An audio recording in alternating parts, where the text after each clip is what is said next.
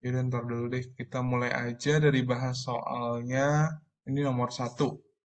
Nomor satu, sebuah alat pengering, pengering mesin berputar pada kecepatan awal 900 putaran per menit dan diperlambat hingga berputar pada 300 putaran per menit. Oke, ini soalnya cukup singkat, jadi langsung aja kita tanda-tandain apa diketahui dan ditanyanya. Yang lalu soalnya berlanjut yang mana itu tercapai setelah alat berputar 50 kali. Jadi di sini kita udah bisa langsung highlight aja yang udah gue highlight ada kecepatan awal.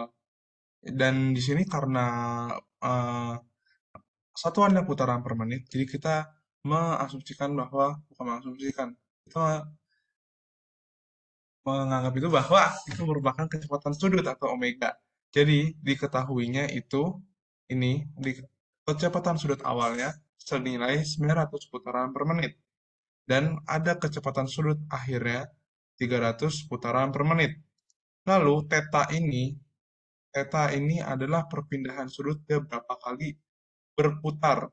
Jadi di soal ini state bahwa dia 50 kali berputar. Jadi diketahui tetanya adalah 50 meter. Dan ini omega 0 dan omega T-nya. Karena secara umum omega itu satuannya rad per sekon. Sedangkan ini eh, masih putaran per menit. Jadi otomatis kita harus ubah terlebih dahulu satuannya kita konversi biar nggak bingungin. 1 RPM sama dengan pi per 30 rad per sekon. Jadi kalau 300 RPM itu untuk WT-nya berarti tinggal 300 dikali pi per 30 jadi 10 pi rad per sekon. Sedangkan untuk omega-nya atau kecepatan sudut pertamanya itu 900 RPM dikali tinggal 900 dikali pi per 30 hasilnya bakalan jadi 30 pi per rad per sekon. Nah, kita tahu bahwa WT-nya ini lebih kecil, kecepatan sudut terakhirnya itu lebih kecil, maka akan terjadi perlambatan. Nah, kalau udah tahu berarti harus ada di pikiran kalian bahwa percepatan sudutnya akan bernilai negatif. Negatif ya. Oke, karena ini gerak melingkar berubah beraturan, jadi rumusnya mirip-mirip aja, sama kayak GLBB, cuman kecepatannya diganti kecepatan sudut, percepatan angulernya, percepatan biasa menjadi percepatan sudut, lalu perpindahannya menjadi theta, dan rumusnya ini ada di layar, ini rumus-rumusnya, dan kita akan menggunakan dua rumus ini. Oke, karena ditanya percepatan sudut, kita langsung masuk ke rumus GMBB-nya aja. Ini udah gue tulis biar mempersingkat waktu. Gue zoom biar lebih ringkas. Nah, untuk kecepatan sudut akhir sama dengan kecepatan sudut awal ditambah percepatan sudut dikali waktu. Nah, dari diketahui, kita langsung masukin aja angka-angkanya. Kecepatan sudut akhir itu senilai 10 pi, kecepatan sudut awal senilai 30 pi, plus alfa kali T. Nah, karena ini nggak tahu, ya udah kita biarkan saja dalam bentuk variabel ini. Nah, karena dia di soal B juga mau nanya waktu yang dibutuhkan untuk perlambatan tersebut terjadi. Nah, kita langsung bawa T sama dengan min 20 pi per alfa. Alangkah baiknya kita menggunakan T yang jadi sama dengannya itu biar gampang nanti buat menjawab soal B-nya. Lalu karena ini belum ketemu, jadi kita anggap ini persamaan satu. Lalu kita menggunakan persamaan GMBB kedua, itu theta sama dengan omega 0 kali T tambah setengah kali percepatan kali T kuadrat. Oke, nah habis itu lanjut kita masukin aja angka-angkanya. Ada ini dimasukin 100 pi sama dengan 30 pi kali T tambah setengah alfa dikali T kuadrat. Lalu ini tinggal disubstitusiin aja. Dari T ini kita masukin ke sini. Nah, 100 pi sama dengan 30 pi dalam kurung min 20 pi per alfa. Ini dikali, ditambah setengah kali alfa. Terus habis itu ini T-nya dikuadrat. Min 20 pi per alfa dikuadratin. Oke, sampai sini ada beberapa yang bisa dicoret, kita coret. Contohnya nih alfa. Alfa ini bisa dicoret dengan yang pecahan di bawahnya. Lalu nih kita rapihin.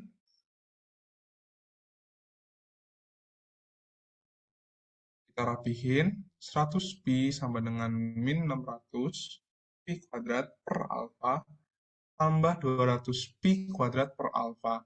Jadi ini hasil-hasilnya dari kali silang ke dalam aja. Berarti ini 600 pi per alfa. Terus habis itu ini setengahnya dicoret, terus habis itu dibuka kuadratnya, jadi hasilnya 200 pi kuadrat per alfa. Karena ini sama-sama alfa, jadi kita bisa ditambahkan secara aljabar aja. 100 pi sama dengan min 400 pi kuadrat per alfa. Alfa sama dengan tinggal diubah isi aja. Alfanya dikiriin, 100 pi-nya tinggal dikebawahin. Lalu karena ini udah tinggal koefisien konstanta semua, maaf, jadi tinggal dicoret-coret aja, pi kuadrat, pi, terus habis itu ini 0,400 dibagi 100, dan hasilnya jadi min 4 rad per second kuadrat. Ingat nilainya negatif, karena dari awal kita udah tahu kecepatan sudut keduanya dia lebih rendah, dan oleh sebab itu disebut perlambatan.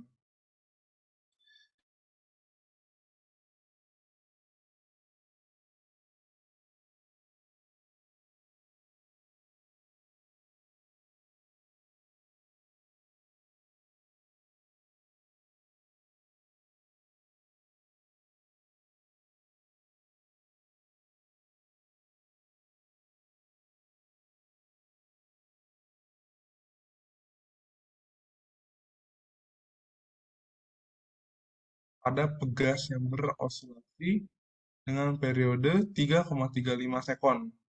Jadi kalau udah ada massa pegas, berarti ini kita menuju ke bab gerak harmonik sederhana. Berarti kalau baca soal langsung kayak terpikir bahwa oh ini bakalan menggunakan rumus-rumus GHS. Langsung aja kita tulis diketahuinya apa aja. T. T itu periode ya teman-teman. Diketahui periodenya sebesar segini 3,35 sekon. Lalu langsung masuk ke soal. Jika massa mula-mula diam di 0,044 meter dan waktu T sama dengan 0. Di manakah waktunya pada saat waktu di manakah posisinya, maaf, pada waktu T sama dengan 6,37 sekon. Jika T sama dengan 0, maka dia amplitudonya itu udah di sini nih. Ibaratnya kalau dia di dalam sumbu X, dia udah di titik tertingginya dia, titik simpangan terjauhnya.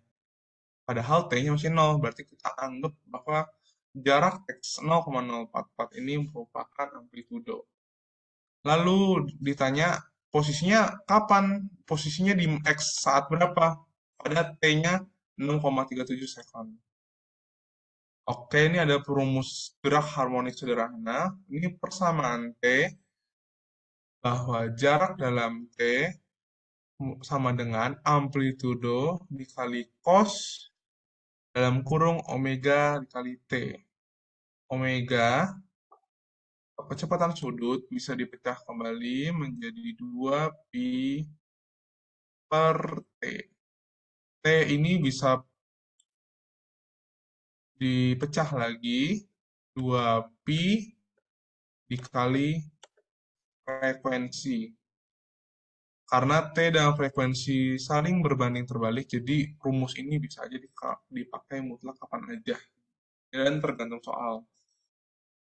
Lalu kita pecah soalnya omega 2 pi per T dikali T waktu.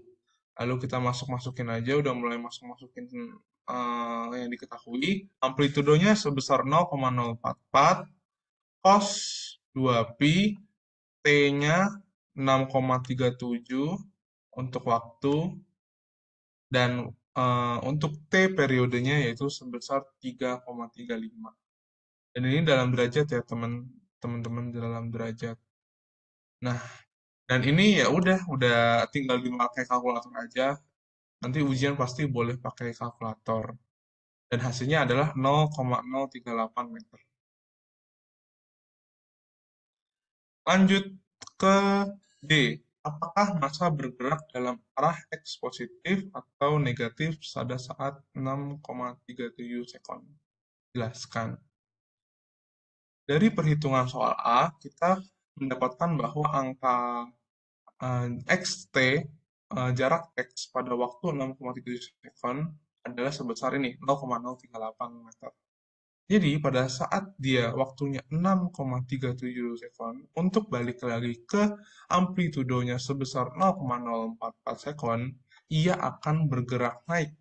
Angkanya ini bakalan naik, berarti X-nya akan meningkat. Oleh sebab itu, karena dia meningkat, dia akan bergerak ke arah X positif.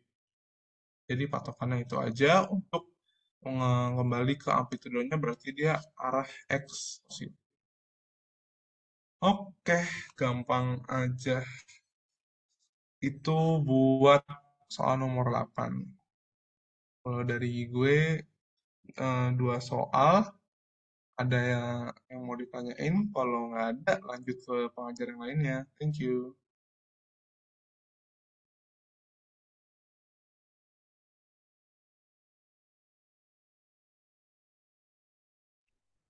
Oke, halo guys. Mungkin gue mau ngelanjutin soal UTS yang udah Deren jelasin, cuman gue mau lanjut ke nomor selanjutnya. Kalau suara gue nggak jelas, boleh chat ya guys. Baik.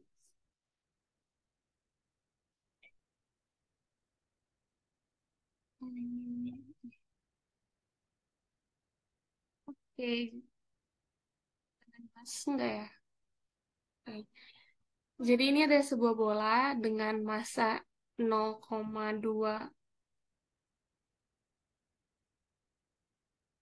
0,220 kilogram bergerak dengan laju 7,5 meter per sekon. Menumbuk secara elastik bola lainnya yang sedang diam. Lalu setelah tumbukan, terpen, bola yang datang menumbuk terpental ke belakang dengan laju 3,7 meter per sekon. Hitunglah kecepatan bola yang ditumbuk setelah tumbukan dan masanya. Mungkin biar kebayang gue gambar kali aja, jadi ada bola di sini. Terus dia punya massa 0,2 kilogram bergerak dengan laju, berarti kan lagi ke sini ya. Terus penumbuk bola yang lagi diam, misalnya ini bola A, berarti ini bola bola B. Nah, yang diam itu kan berarti bola B.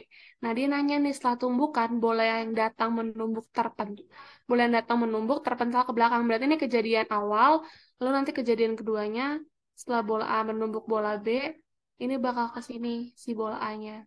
Gitu. Nah, berarti karena menumbuk terpental ke belakang, berarti yang 3,7 akan jadi minus kan? Minus 3,7 meter per sekon. Nah, ditanya kecepatan bola yang ditumbuk setelah tumbukan. Nah, ini karena kita tahu ini materinya tumbukan, berarti langsung masuk aja ke hukum kekekalan tumbukan. Hukum kekekalan tumbukan itu kan seperti yang udah tahu ya, itu MAVA tambah MBVB sama dengan MAVA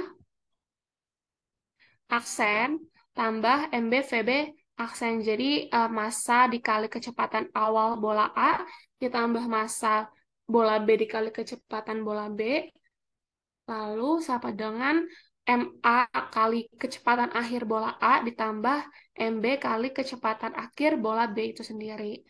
Nah, karena udah ada angkanya, bisa langsung dimasukin tuh. Kayak misalkan ini kan dibilang kalau MA-nya itu 0,22 kilogram.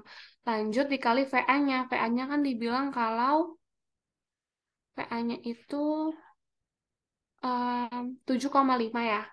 Berarti kita kali 7,5 ditambah MB-nya belum diketahui. VB-nya 0 karena dia bilang sedang diam kan. Nah, sama dengan MA awalnya itu sama aja, bukan MA awal, MA-nya atau berat bola A itu sama 0,220 dikali VA aksen. VA aksen itu kan dibilang bergerak ke belakang sebanyak 3,7, bukan sebanyak, dengan laju 3,7 meter per second. Jadi karena dia berbalik arah, jadi minus 3,7 eh, dikali minus 3,7. Nah, ditambah MB-nya belum diketahui, VB aksennya pun belum diketahui kan. Nah, ini dikali aja. Ini kali ini sekian, 1,65. MB kali 00 berarti langsung sama dengan 0,22 dikali min 3,7 itu kan minus 0,814. Nah, ditambah MB VB aksen.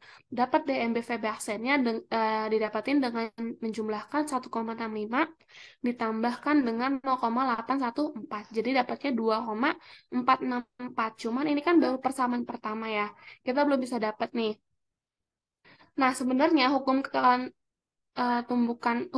momentum, salah, hukum kekekalan momentum itu kan bisa juga dapat dari hukum kekekalan energi kinetik ya, guys. Nah, hukum kekekalan energi kinetik berarti apa? Energi kinetik awal kejadian sama dengan energi kinetik akhir kejadian. Nah, ini berarti rumus kekalahan energi kinetik kan seperti yang udah kita tahu, setengah kali mv kuadrat, ya kan? Nah, ya udah deh, karena kekalahan berarti awal dengan akhir akan sama, setengah MAVA kuadrat ditambah setengah MBVB kuadrat sama dengan setengah MAVA aksen kuadrat ditambah setengah MBVB aksen kuadrat. Karena semuanya itu punya setengah, bisa dicoret setengah-setengahnya. Lalu dapat deh MAVA aksen MAVA kuadratnya kan MA-nya 0,2,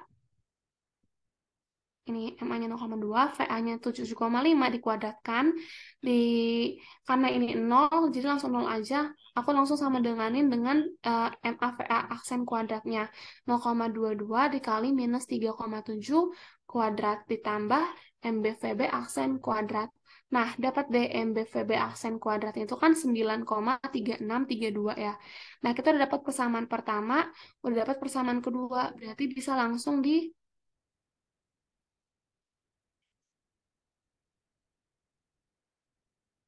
langsung dicari aja kayak bikin perbandingan MB VB aksen kuadrat dibagi dengan MPVB sama dengan kan langsung masukin angka yang udah dari kita dapat kalau MBVB aksen kuadratnya itu 9,3632. Nah, MBVB-nya dapat 2,464. Nanti kan tinggal MB sama MB dicoret. Terus ini ada VB aksen kuadrat sama VB nanti bisa dicoret juga. Nanti dikalkulasikan hasil FB aksennya akan sama dengan 3,8 sekian sekian sekian. Cuman aku di sini nulisnya 3,8 meter per second.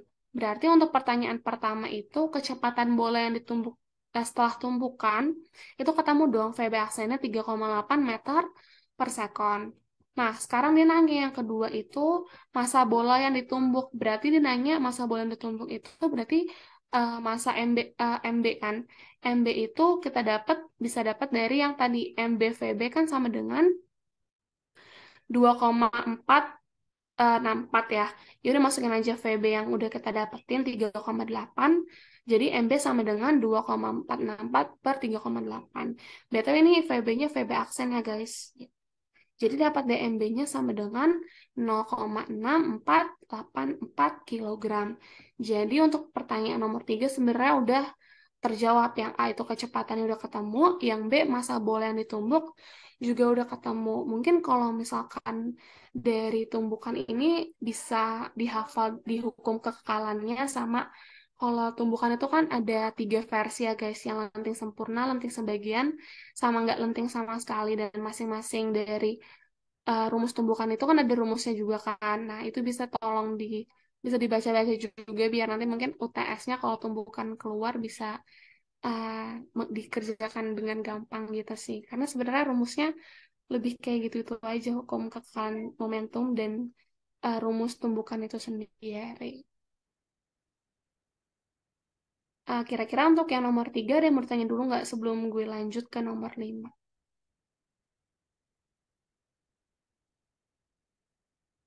Mungkin gue tunggu dulu kali ya sampai 2139 sambil kalian boleh lihat-lihat dulu.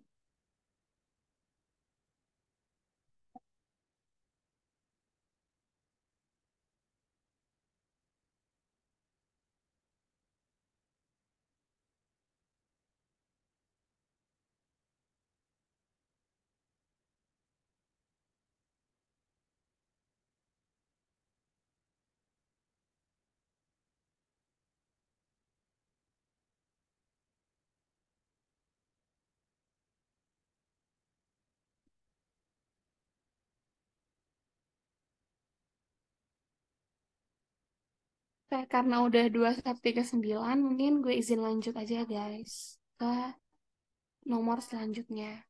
Jadi gue di sini bakal bahas nomor 3 yang tumbukan tadi udah, sama yang nomor 5 ini. Nomor 5 ini boleh kita baca dulu kali ya.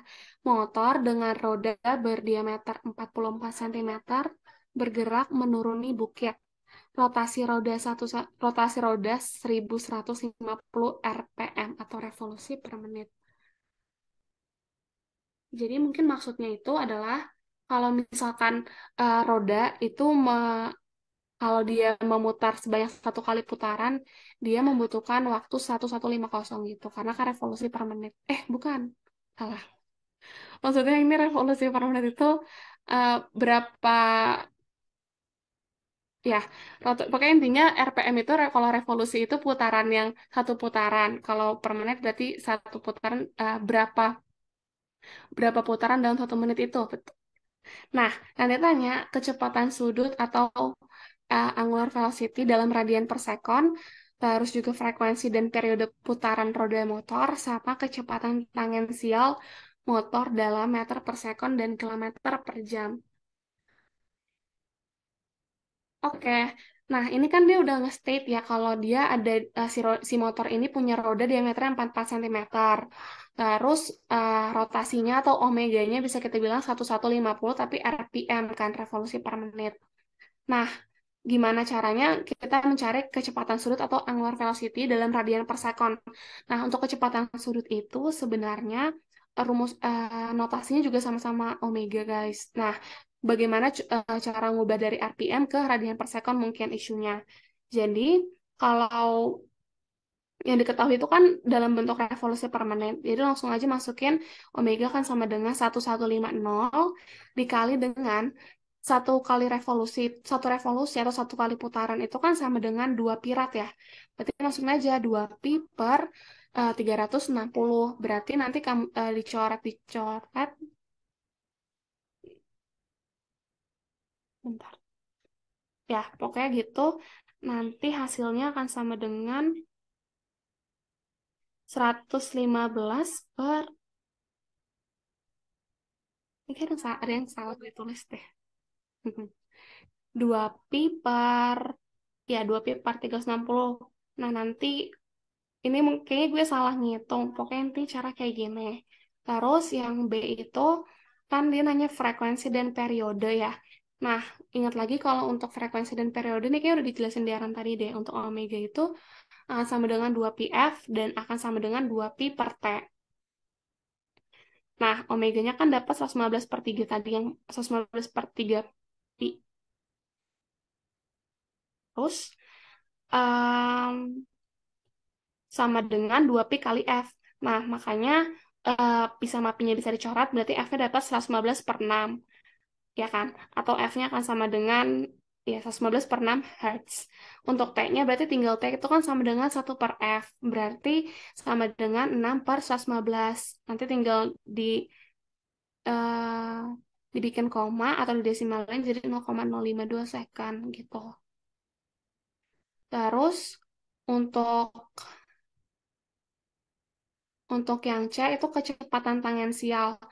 Em, ini kan kalau dalam rotasi itu ada 2 kecepatan ya, ada kecepatan tangensial sama sentripetal. Kalau kecepatan sentripetal itu selalu mengarah ke pusat lingkaran. Kalau tangensial berarti tegak lurus dengan kecepatan sentripetal gitu. Nah, dia hanya kecepatan tangensial atau kecepatan linear motor dalam meter per sekon dan juga dalam kilometer per jam kan. Nah, oke, berarti ini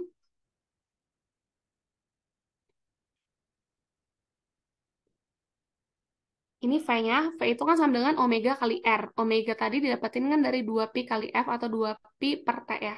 Nah, karena omeganya udah dapat, masukin aja yang 120,476 kali 22 kali 10 pangkat minus 2. Itu akan sama dengan 26,50 meter per sekon.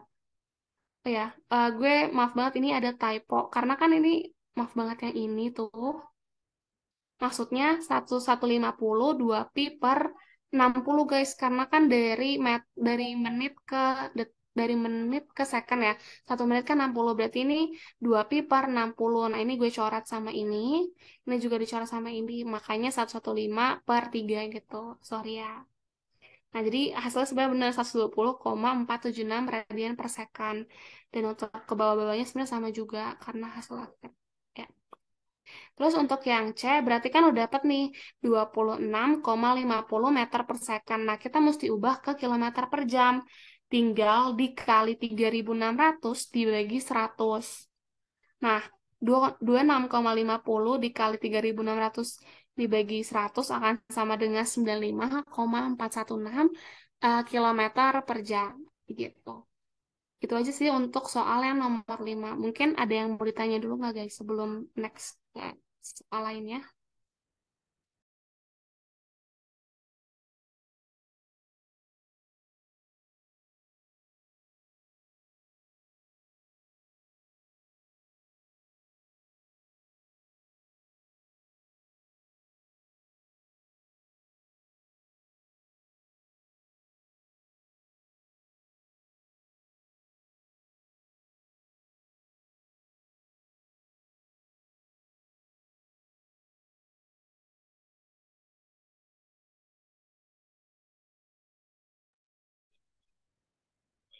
Oke. Mungkin karena nggak ada ditanyain, boleh lanjut ke soal selanjutnya. Mungkin dari gue itu aja sih guys. Boleh lanjut ke tutor selanjutnya. Thank you. Oke, thank you Angel. Bentar ya guys.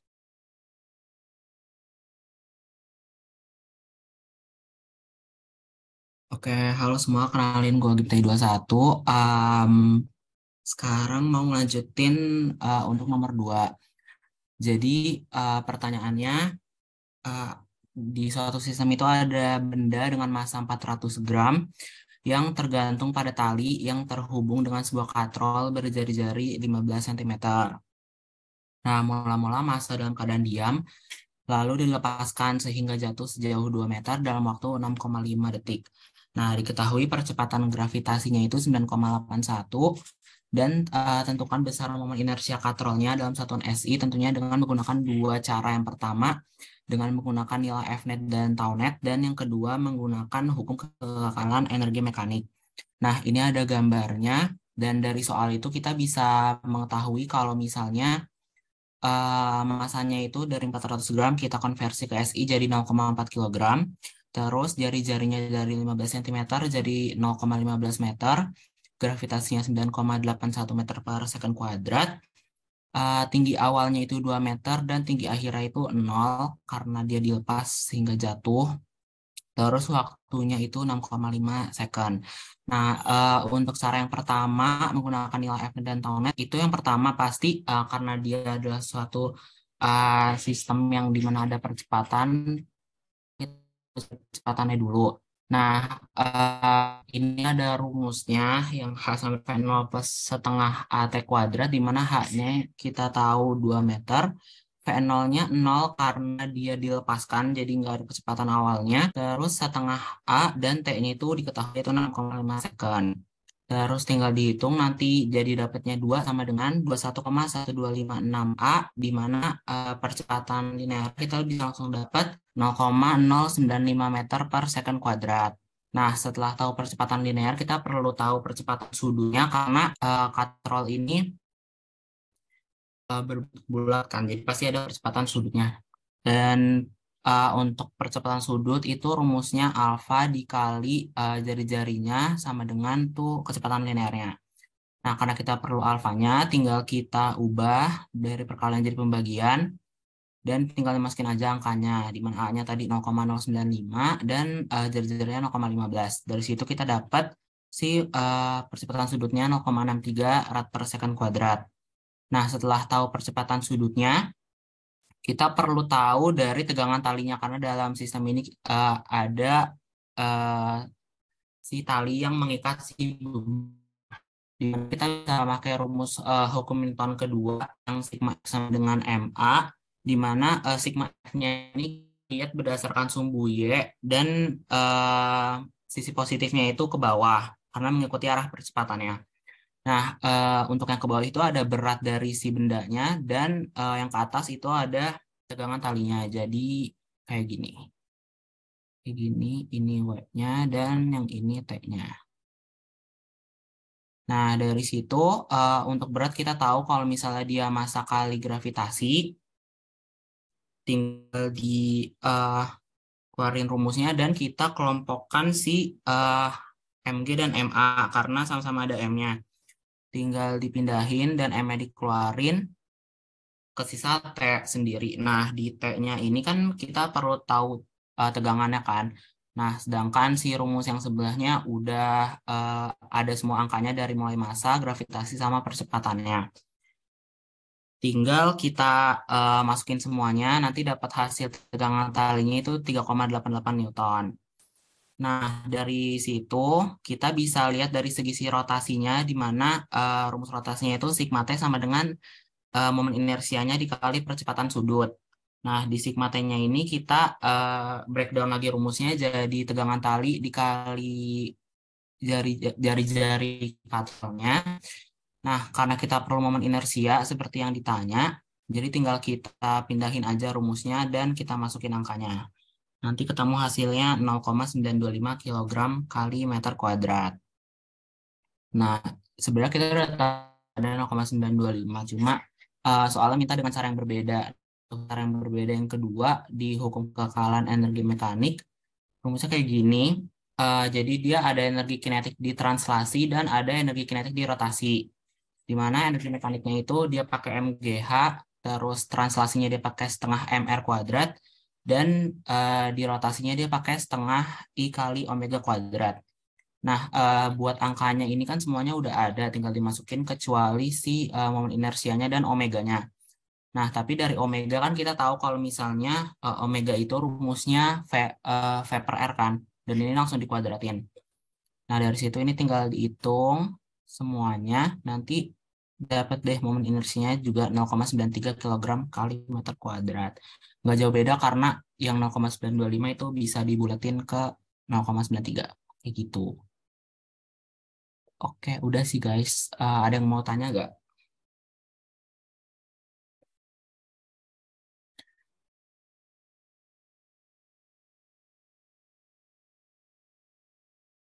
Oke, kalau udah aman semua mungkin boleh dilanjut ke tutor selanjutnya.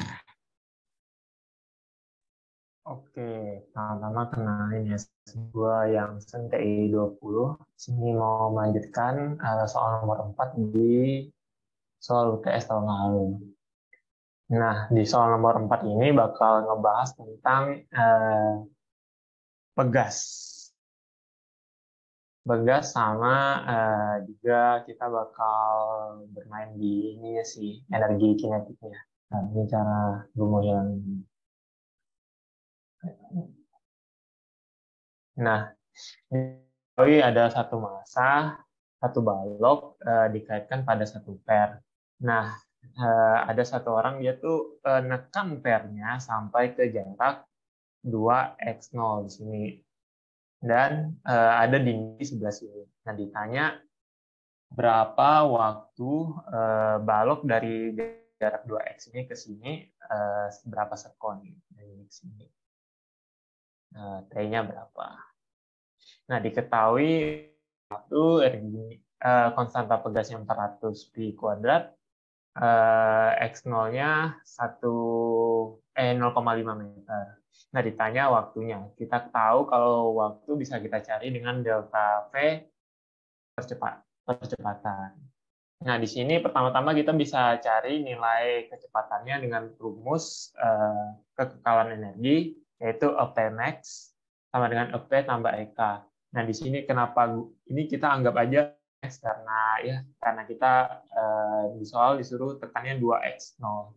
Terus pasti kalau dia udah sampai di sini sesaat sebelum tabrakan, dia pasti masih memiliki energi potensial dan juga energi kinetik. Kita bisa manfaatkan energi kinetiknya untuk bisa tahu kecepatannya. Nah, di sini kita langsung masukin aja ke rumus 400 pi. Ini X max. Itu X max-nya berarti 2 X0 kita tahu 5, berarti 0,5 berarti X0-nya 1. 1 kuadrat sama dengan 1/2 400 pi kuadrat ya, lupa. 0,5 kita tulis 1/2 aja. Tambah 1/2 masanya kita tahu 1 kali V kuadratnya yang kita cari. Nah, ini kita bisa hitung dapat V kuadratnya ini. Kita bisa terus 400 jadi 200 pi kuadrat dikali 1 kuadrat 1, ini bisa jadi 200 pi juga. Langsung aja ya. Ini 200, 400 dibagi 200 dibagi setengah, 100 dibagi setengah lagi 50. Ditambah 1/2 V kuadrat. Ini kita bisa cari. Ini langsung aja 1/2. Kita pindah 2, 1/2 V kuadrat. 200 kurang 50, 150 V kuadrat. Jadi V sama dengan akar 75 V kuadrat. Ini sama dengan, bentar ya, 75 akar 75, 8,6. Berarti V sama dengan 8,6 pi. Kita udah dapat nilai V-nya, terus di sini kita harus cari nilai A-nya lagi. Nah, kita tahu kalau hukum, kita tahu kalau pegas itu pasti identik dengan rumus ini. X sama dengan KX. Nah, di sini karena bendanya bergerak, berarti F-nya kita bisa pakai hukum Newton 1, yaitu M kali A sama dengan KX. Nah, di sini masanya 1, percepatan yang kita cari 400 pi kuadrat dikali ini X-nya kita pakai X yang ini. Kenapa enggak yang 2X? Karena kita lagi di posisi di sini cari percepatan yang ini. X-nya berarti 0,5/2. Ini bisa dibagi, jadinya A sama dengan 200 pi kuadrat. Nah, kita bisa cari nilai T-nya.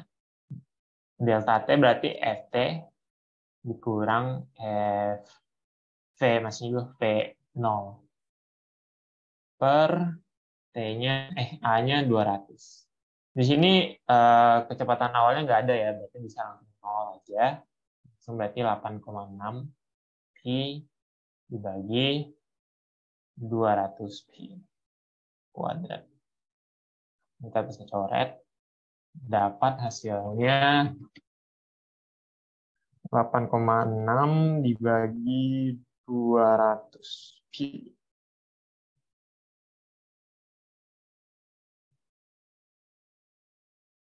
Nol koma 4 dikali 0,13 detik. Berarti ya seperkian sekon aja. 0,3 sekon. Ini jawabannya. Untuk soal nomor 4 tentang energi pegas, ada yang mau tanya?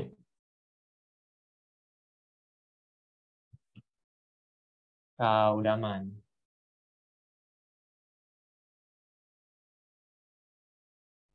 Oke, tunggu 5 detik. 5, 4, 3, 2, 1. Oke. Oke, kalau udah kita lanjut ke soal selanjutnya akan dijelasin sama Kak Safira. Selamat malam teman-teman, kenalin aku Safira dari T19 yang mau lanjutin pembahasan terakhir dari UTS Fisika Mekanika, itu nomor 6 sama 7. Jadi nomor 6 ini soalnya itu tentang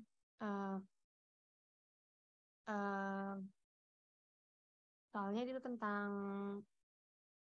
berkaitan dengan momen inersia. Nah, jadi ada sebuah benda berbentuk L terdiri atas 3 massa yang dihubungkan oleh batang ringan, jadi massanya diabaikan dengan garis-garis ini. Dan tentukanlah kerja atau usaha yang harus dilakukan pada benda tersebut agar bisa mempercepat dari keadaan diam ke kecepatan sudut 3 radian per second. Jika dirotasikan pada yang A itu sumbu X, yang itu di sini, yang B itu sumbu Z. Sumbu Z itu tegak lurus sama bidang XY. Kalau misalnya dibayangin itu, kalau misalnya ada kubus, sisi yang ke sampingnya itu X, sisi yang ke atas itu Y. Nah, yang Z ini yang ke dalam, keluar ke dalamnya gitu. Kita lanjut dulu ya ke yang A. Oh ya, yang tadi yang kita ketahui dari keadaannya diam berarti omega 0-nya 0, ke kecepatan sudutnya 3 radian per second berarti omega 1-nya 3 radian per second. Sama data-data yang digambar ya, pada masa M1, M2, M3 sama panjangnya, jaraknya. Terus yang pertama buat nyari besarnya kerjanya itu kita bisa pakai rumus perubahan energi kinetik sama dengan energi potensial. Kan? Itu kalau dalam kasus ini energi kinetik sama dengan setengah I inersia kali omega kuadrat, omega akhir kuadrat dikurang setengah inersia kali omega awal kuadrat.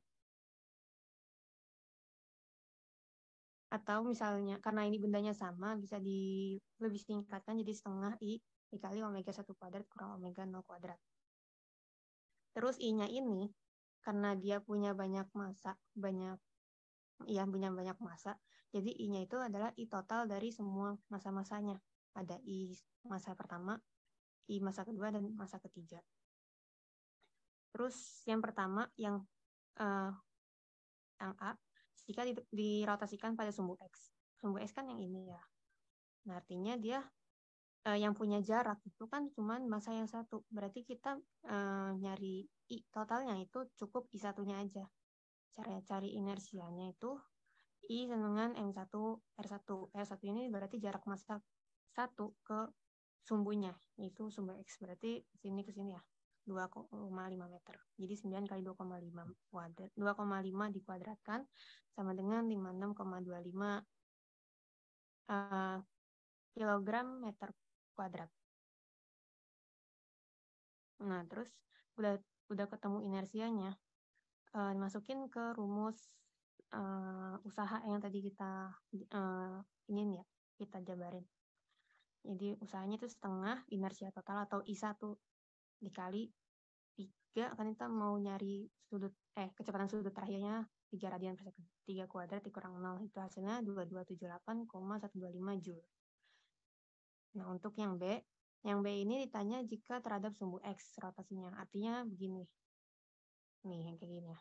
Berarti biar gampang lihatnya itu kayak jaraknya itu yang ke dalam massa 2.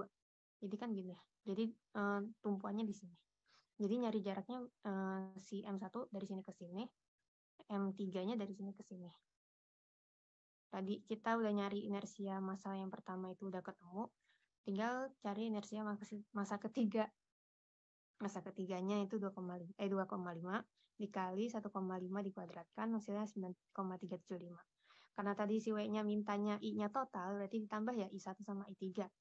Jadi 56,25 tambah 9,375 itu hasilnya 65,625. Baru masukin ke rumus W ini, tengah I totalnya tadi yang pakai yang ini 65,625 dikali 3 kuadrat dikurang 0. Jadi hasilnya 2657,812 ya, 8125 Joule. Untuk nomor 6 ada yang mau ditanya dulu?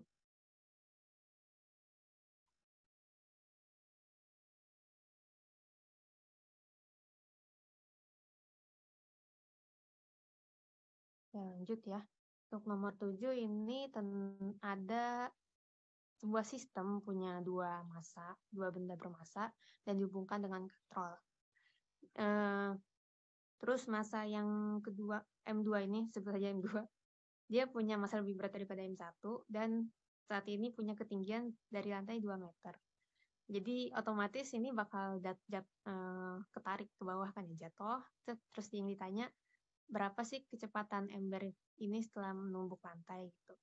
Terus kita disuruh pakai prinsip kekekalan energi. Jadi gampang aja ya, prinsip kekekalan energi itu kan delta EP dengan delta EK. Terus delta EP itu MGH.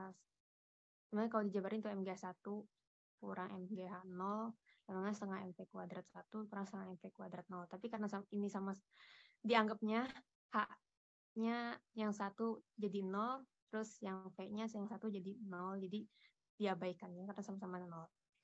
Terus dari persamaan ini M-nya bisa dicoret karena sama-sama M. Oh iya, ini kita tinjaunya dari M2 ya. Sama-sama M. Terus 2-nya dipindahin jadi 2GH sama V kuadrat, V-nya akar 2GH. V-nya ya akar 2GH. Terus dihitung, masukin angkanya, akar 2 kali 9,8 kali 2, ini sama-sama 2, artinya 2 kali 2 diakarin akan bisa keluar 2-nya, akar 9,8, atau kalau mau dibuat angka semua juga bisa dihitung 4 kali 9,8 diakarin pakai kalkulator. Gitu aja sih yang buat nomor 7. Ada yang mau ditanya nggak? Oh ya, kalau nomor 7 ini mau dihitung dengan tinjauan M1 juga bakal hasilnya sama aja. Atau mau dihitung dengan nge-breakdown gaya-gayanya, kayaknya ada gaya gravitasi, ada gaya tegang tali, gitu-gitu juga juga hasilnya bakal mirip-mirip, sekitaran segini. Untuk nomor 7 itu ada yang ditanya 6 dan 7 mungkin.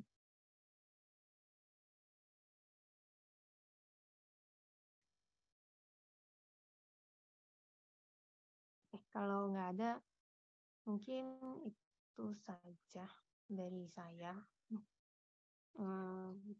Sekarang aku kembaliin ke MC mungkin.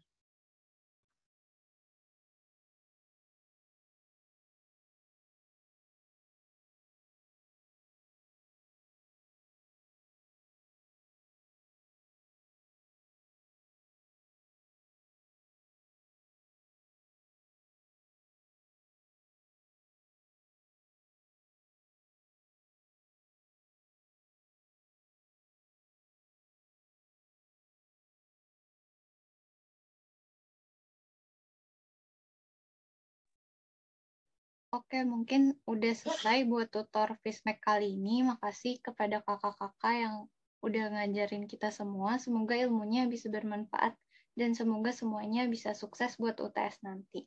Udah boleh leave Zoom ya semuanya. Makasih banyak.